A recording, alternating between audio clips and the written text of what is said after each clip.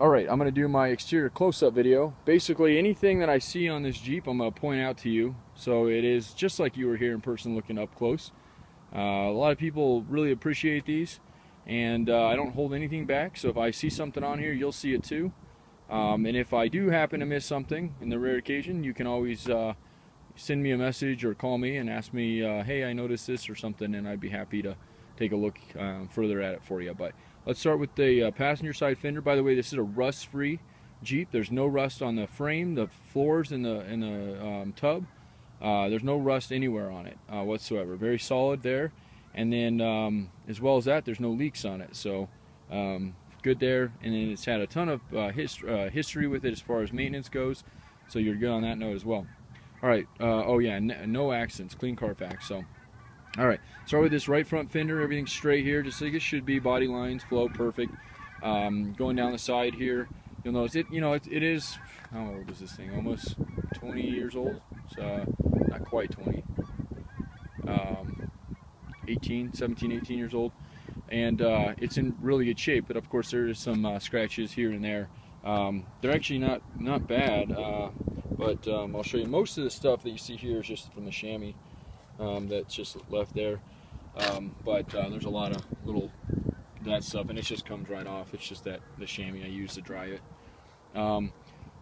This is pretty common to see. This you can just repaint these. That's what I would suggest to do. I wouldn't worry about trying to find a new base for them, because they'll just end up doing it again. All Jeeps do that.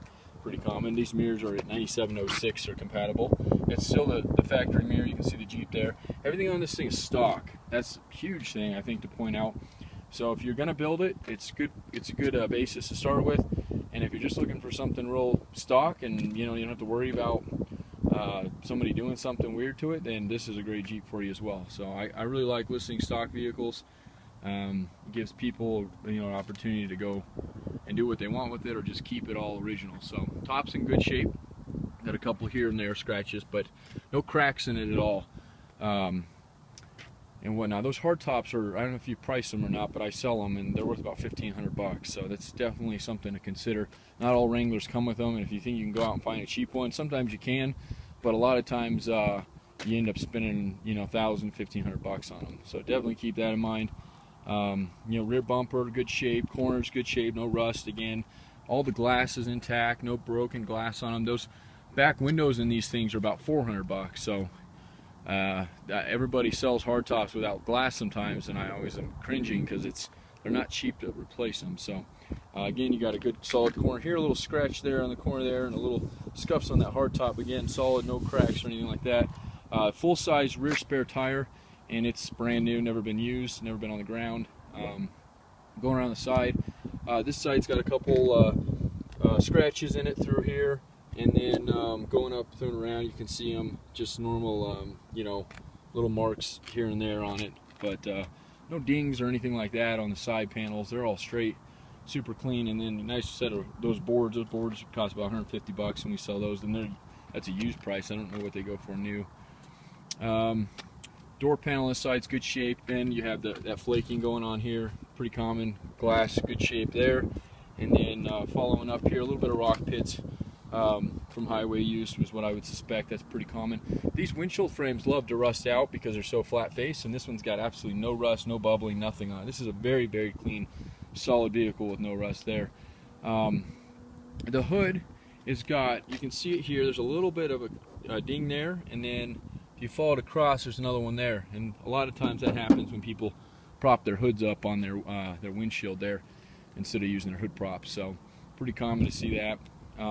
You can have those pulled, but it's very unnoticeable unless you get up close to it.